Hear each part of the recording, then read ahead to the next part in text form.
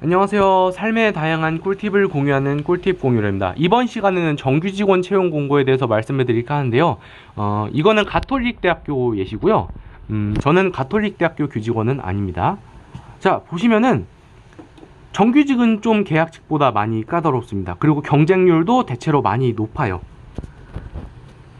자, 지원 자격 같은 경우는 보통 이렇게 학사학위 소지자, 보통 학사학위만 있으면 되고요. 학점은 3.0부터 제한을 걸어놓는 학교도 있고 3.5 이상으로 제한을 걸어놓는 학교가 있는데, 보통 3.5 정도부터는 되셔야 학점으로 잘릴 우려가 없고, 그리고 학점이 좀 높아야 서류 전형에서 통과할 가능성이 좀 높아집니다. 아직까지 교직원은 그래도 학점을 좀 보는 편이고요. 뭐 4.0까지 막 이렇게 넘기실 필요는 없는데 보통 3.5 이상은 되셔야 되고, 최소한 내가 영어 실력이 뛰어나다거나 다른 강점이 있다 하셔도 한 3.0 정도는 최소한 받으셔야 그나마 해볼만 하고요. 3.0 이하 하시면 그 교직원 중에서 드물게 국립대학들 있죠. 뭐 예를 들면 전북대학, 충남대학, 충북대학, 전남대학, 경북대학 같은 경우는 아무래도 교육행정지 9급 공무원 시험에 입사를 하셔서 이렇게 이직하는 방법으로 이렇게 준비를 하셔야 합니다. 그래서 학점이 낮으신 분들은 국립대학으로 준비를 하세요. 그러면은 이제 정규직원 채용에 대해 소개를 드리면 보통 이런 식으로 지원 자격에 4년제 학사, 우대상으로 뭐 영어 능력 우수자, 외국어 능력 우수자, 엑셀 우수자 등이 있습니다. 자, 그래서 교직원 입사를 하시기 전에 정규직 같은 경우는 좀 조건이 까다롭습니다. 왜냐면은 한번 채용이 되면 수습기간 6개월 내지는 3개월, 그리고 그 외에 또 계약직 1년, 그 기간 이후에 정규직으로 전환이 되는데, 자, 정규직으로 전환이 되고 나서는 보통 정년 50대 후반부터 60대 초반까지 근무를 하시게 되기 때문에 아무래도 많이 까다롭습니다. 그래서 정규직으로 입사를 하시기 전에 준비해야 될 사항으로 대체로 학벌이 좋으면 좋습니다. 하지만 학벌이 낮다고 해서 무조건 안 뚫리는 거는 아닙니다. 실제로 지방사립대 출신 중에 지방사립대 교직원으로 입사하는 경우는 많이 있습니다. 그리고 주로 모교로 입사하실 때 유리합니다. 그래서 준비를 하셔야 될 거는 학벌 좋으면 좋고요.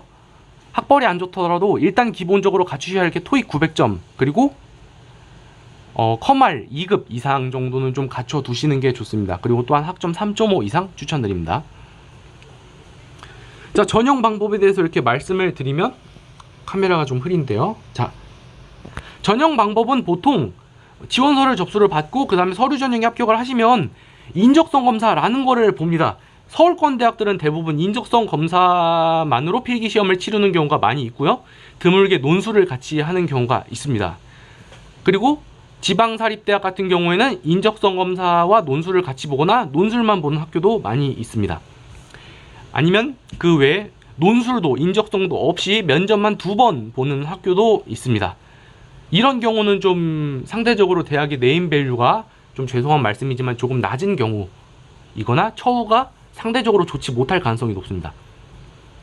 그렇게 해서 인적성 검사 보고 면접 한번, 그리고 최종 면접, 보통 이때는 부총장님 이상이 오십니다. 2차 면접은 부총장님 이상이 오고 1차 면접은 실무자들, 그러니까 주로 팀장님들 아니면 높은 분들이 오시는 경우는 처장님들까지도 1차 면접 전형에 들어가시는 경우가 있습니다.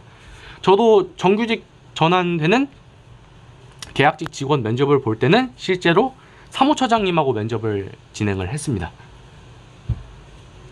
자, 그래서 이렇게 보시면 지원서 접수, 인적성 검사 또는 논술, 1차 면접, 2차 면접 이렇게 진행이 되고요.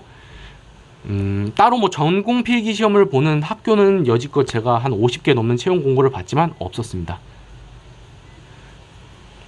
그리고 교직원 정규직의 장점의 경우에는 그 계약직 기간 또는 수습 기간이 끝나면 그 기간이 끝난 이후에는 사학연금이 적용이 됩니다. 이게 그 퇴직하고 나면 만 55세 이상으로 퇴직을 하고 나면 그 다음부터는 연금의 형태로 나옵니다. 퇴직금이 아닌 연금이에요.